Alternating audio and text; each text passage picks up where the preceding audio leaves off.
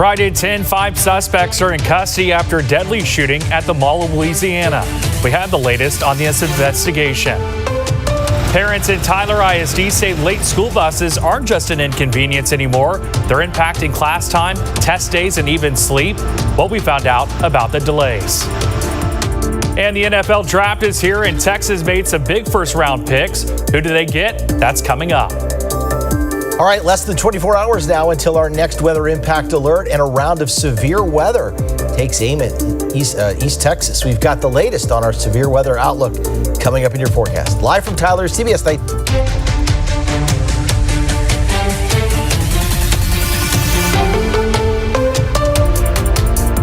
10 in Upshur County student is in custody after authorities say they made a terroristic threat on a school campus. Good evening, and thanks for staying up late with us. I'm Brennan Gurley. The Upshur County Sheriff's Office says investigators responded to Union Hill ISD after a student, now identified as Mitchell Mobley right there on your screen, made statements that caused fear among students and staff. Due to the seriousness of the situation, Mobley was arrested on site and charged with making a terroristic threat. Officials say that student remains in the Upshur County Jail as the investigation continues. 3 men already in prison for a 2017 robbery and shooting in Smith County are now facing an even more serious charge in the same case. The Smith County District Attorney's Office says Joel Camacho on the left-hand side of your screen, Terrence Reggie, and Carlos Ochoa were indicted for murder tied to the incident at Eagle Creek Mobile Home Park along Highway 271 North. Officials say all three are being moved from state prison back to the Smith County Jail on bench warrants. They could face 5 to 99 years more if they're convicted on the murder charges. Camacho is scheduled to be arraigned tomorrow morning. An East Texas man accused of opening fire into a crowded gathering near Lake Tyler Marina could soon take a plea deal. 20-year-old Dezavion Williams is charged with aggravated assault and what investigators describe as a mass shooting during a large gathering with hundreds of people in the area. Officials say gunfire struck at least 3 vehicles while people were walking through the parking lot, sitting on tailgates, and visiting nearby food trucks. The state is now offering Williams 8 years in prison, and court records show he and his attorney are weighing in that deal ahead of his next pretrial hearing on May 7th. His trial is currently set for May 18th. Transportation delays in Tyler ISD are creating challenges for some families in the district, with parents saying late buses are cutting into class time and after-school routines. CBS 19's Robert De La Garza joins us now live in studio. And Robert, you spoke with parents who say they're having to adjust their schedules as they deal with these delays. Yeah, that's right, Brennan. Candace Ross and Tiffany Franklin say their children rely on the bus, and this has become a daily issue, and delays have left their kids waiting hours, which is especially concerning for them in the middle of STAR testing and has them getting home hours after the final bell. They say these delays mean missed class times, being marked absent, and falling behind. It doesn't stop there, though, because they say after school, their children won't get home until around 6, cutting time for homework and rest. Parents say the impact goes beyond the classroom, affecting their own work schedules, making it difficult for them to step in when buses are late.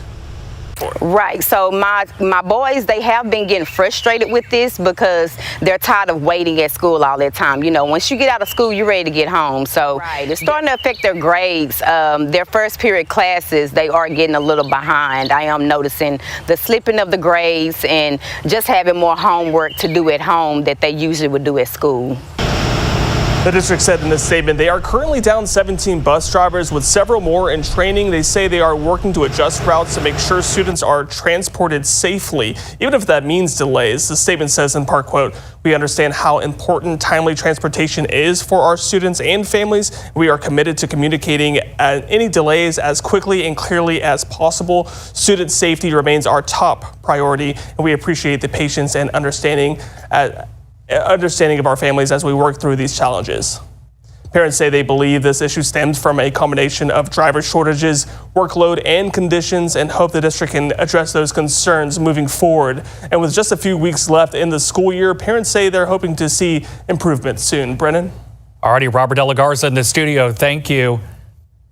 And let's get a check of our weather impact forecast with Chief Meteorologist Brett Anthony. And Brett, we are just hours away until the next threat of severe weather moves in. Yeah, this time tomorrow night, I should be tracking some severe thunderstorms, or at least potentially severe thunderstorms moving into East Texas. Let's take a look at our severe weather outlook. This is for tomorrow night, primarily between about 9 p.m.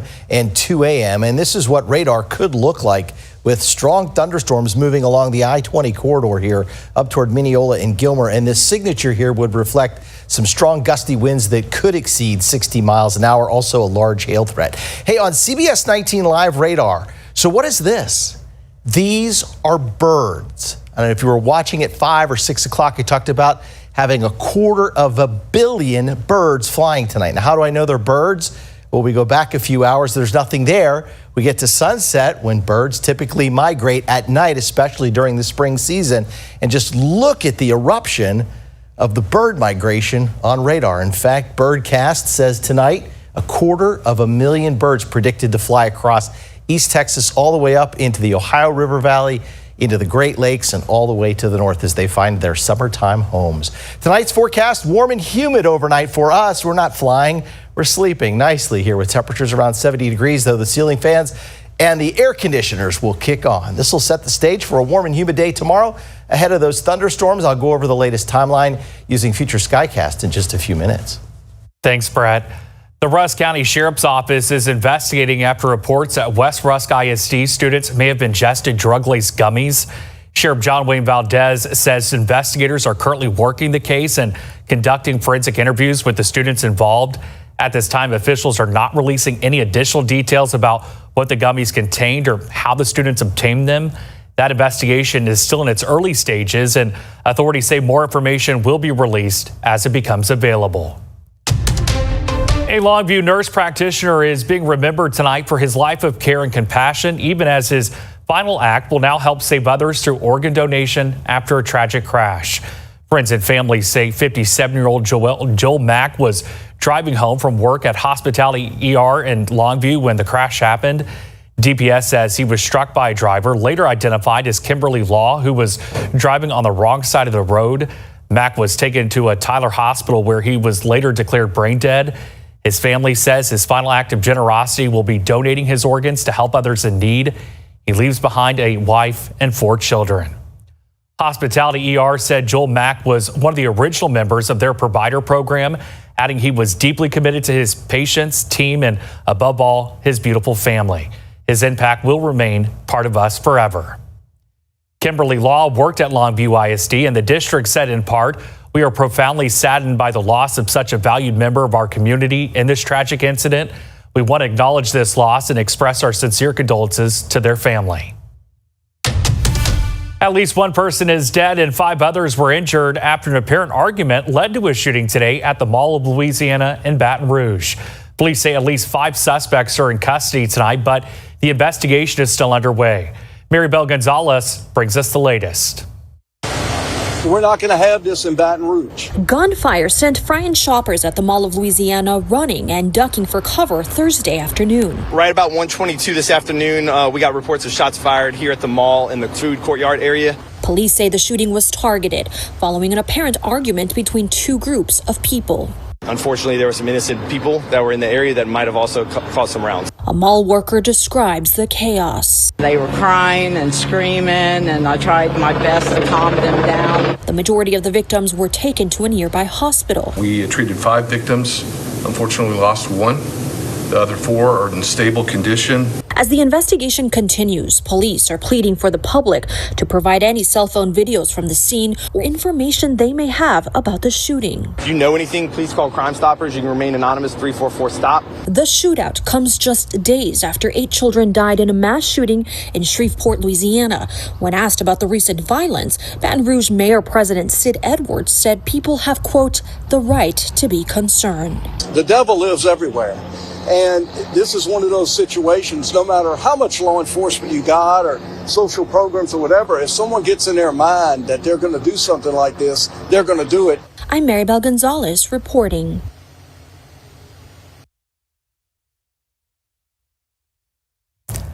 Police say a potential mass shooting was stopped before it could happen after a man was arrested in Florida on his way to a major festival in New Orleans. Authorities say 45-year-old Christopher Gilliam, a former law enforcement officer in North Carolina, was taken into custody at a hotel in Destin. Officers recovered a handgun and about 200 rounds of ammunition.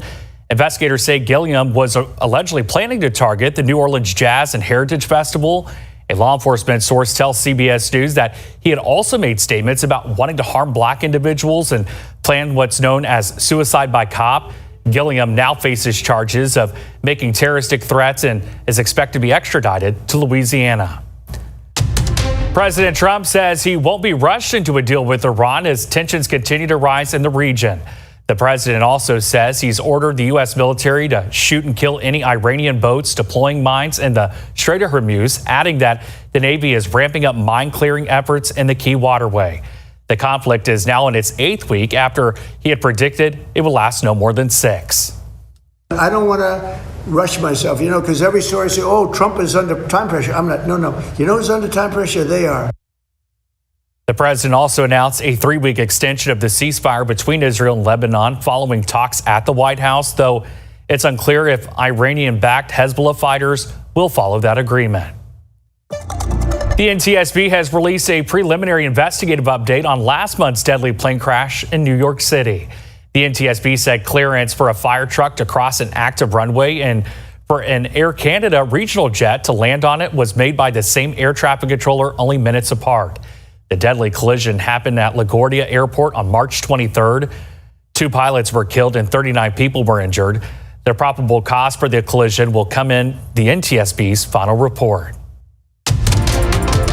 One woman is giving us a lesson in love and service at the age of 95 years old. Her secret to a long, fulfilling life next. And weather-wise, taking a look outside, we've got mainly clear skies across the region. Temperatures are slowly falling back into the 70s. By this time tomorrow night, tracking the potential for severe thunderstorms. The latest timeline and outlook coming up after the break.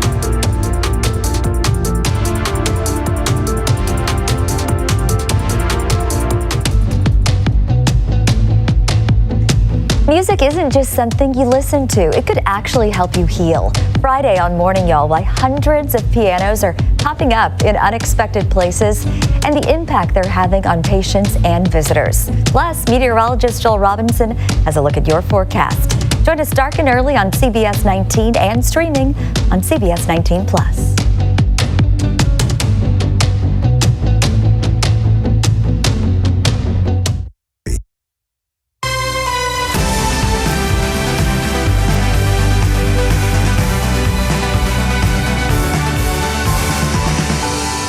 Welcome back. Our Red, White, and You series is something different, a chance to highlight everyday people who make our community a better place to live.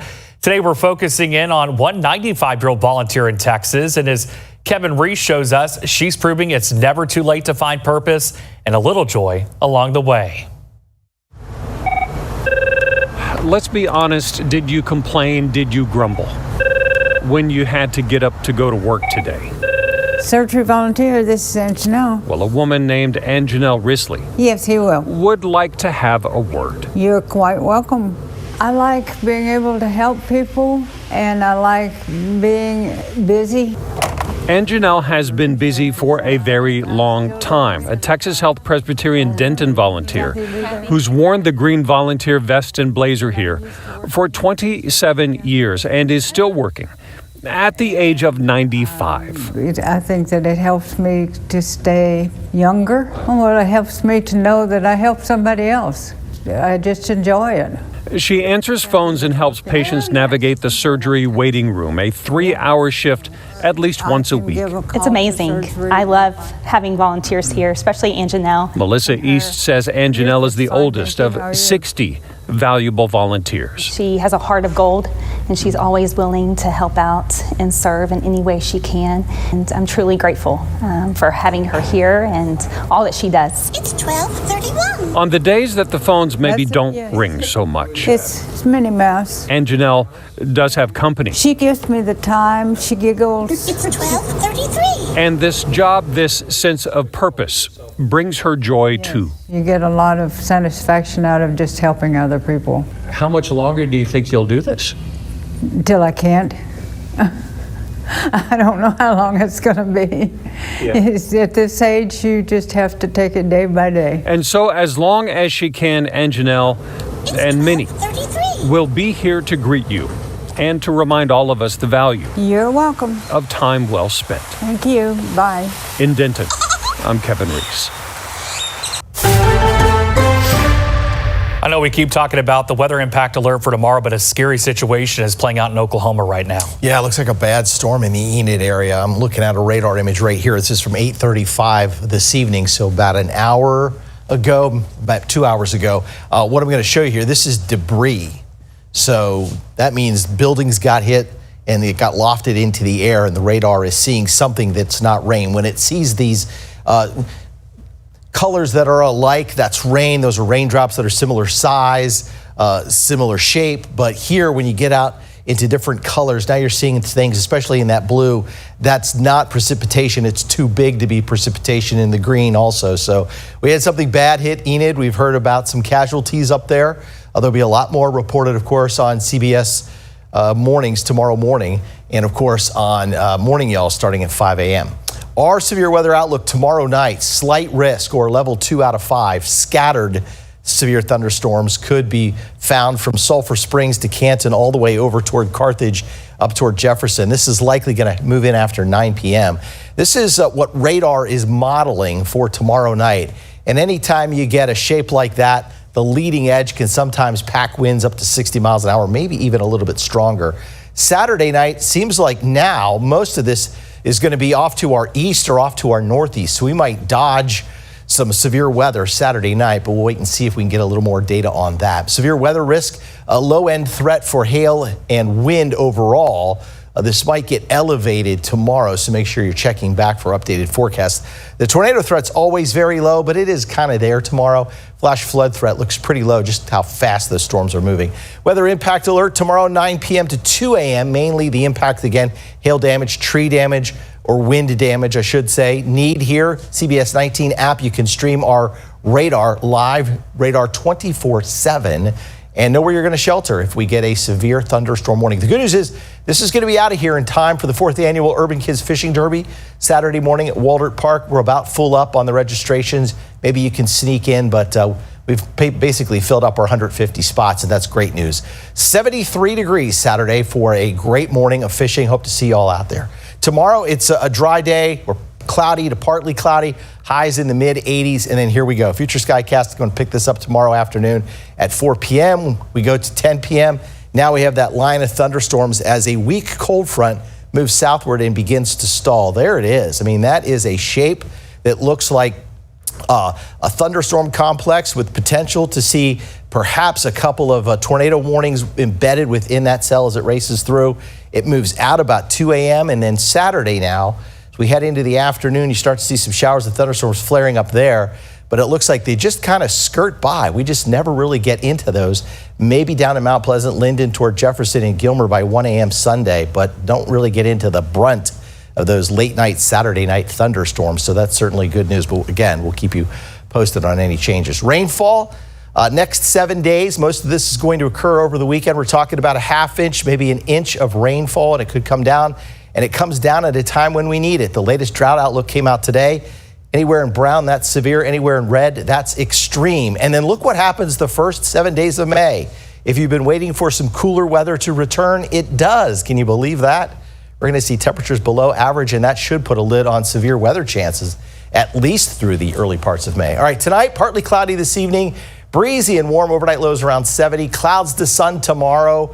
We'll see a daytime high of 83 and a breezy southwest wind to 10 to 15 miles an hour. Bailey Scott and White, Texas Spot and Joint Hospital 10-day forecast weather impact alert then with a 50% chance of rain tomorrow.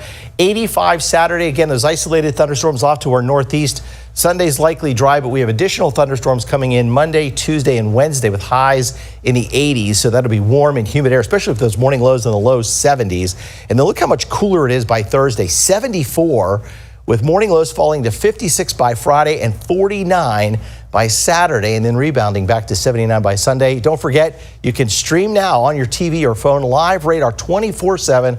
All you have to do is just point your phone at that QR code and download the CBS 19 app, and it is free. 3 picks between 2 Texas teams coming up in sports, who the Cowboys and Texans chose in round 1 of the NFL Draft. East Texas Professional Credit Union knows leading the way in Texas takes more than a Lone Star. It takes financial stability that earns A+ ratings. It takes exceptional service that receives 5-star rankings. It takes an established in Texas for Texans kind of history. It's about giving our members top priority treatment, which leads to Best of East Texas reviews. Come enjoy the 5-star experience we work hard to provide for all our members. East Texas Professional Credit Union, proudly serving East Texas for 70 years. It's time for CBS 19 Sports.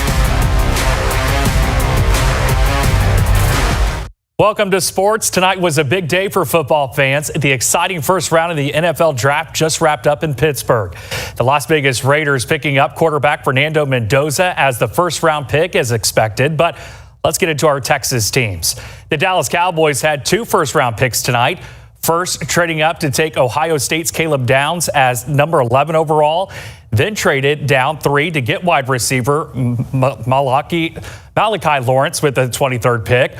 On the balance, the Cowboys gave up a pair of 5th-round draft choices to move up, but then they got a pair of 4th-rounders to move back later in the first. They had to improve their defense tonight, and they can make a great case for doing just that. Meanwhile, the Texans had 1-round pick, moving up 2 spots from 28 to 26 via the Buffalo Bills to snag offensive lineman Keelan Rutledge from Georgia Tech. They call him Big Red, 6'4", 316 pounds. We're hitting the links for our Player of the Week. Grant Saline Jr. Preston Haas is heading to Austin's Jimmy Clay Golf Course next week for the state tournament, a trip he's always dreamed of making. We got to step into the lab with Preston and his dad, Corey, who's also the Indians' head golf coach, as the duo get an almost real hands-on experience seeing the championship course.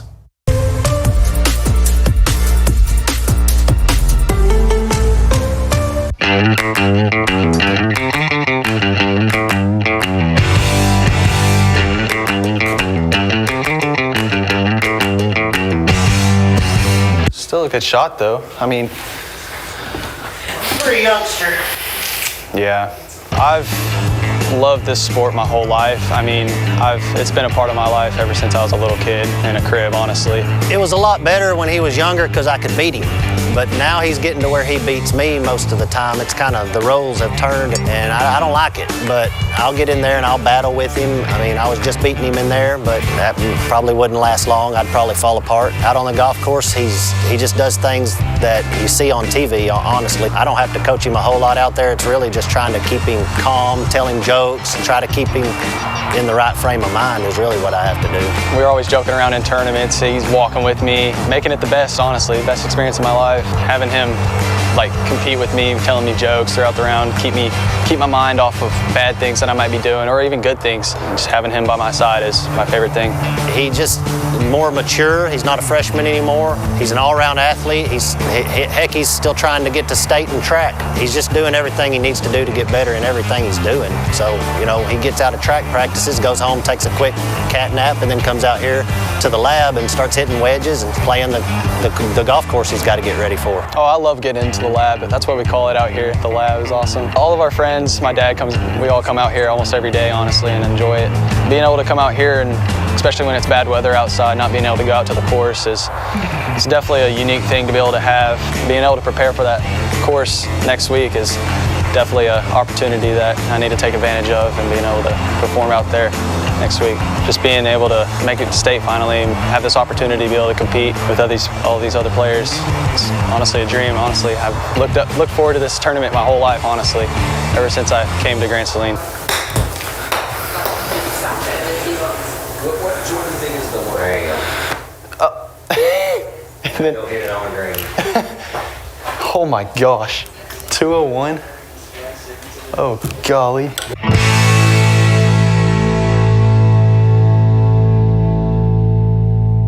Okay, we got to talk about the draft pick. Dallas Cowboys choosing Malachi Lawrence. I mean, for what the reporting are showing, that he is long, fast, and explosive, he's going to be quite the threat. I think Caleb Dallas was a steal. I mean, I can't believe he went that far, and the Cowboys had him right there. Right. I mean, just a great, phenomenal player. They had a good draft so far. And as big of a Chiefs fan as you are, you're even questioning who they went for as well. Yeah, I'm a little surprised on a cornerback. They had a wide receiver. They could have taken the kid from Arizona State, Justin.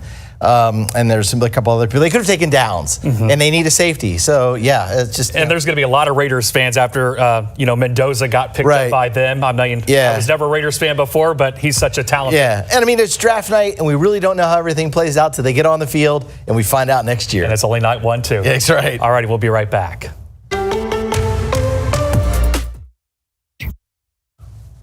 All right, let's take a look at the 10-day forecast. Quiet up until about 9 o'clock tomorrow night. Then a line of showers and thunderstorms moves in.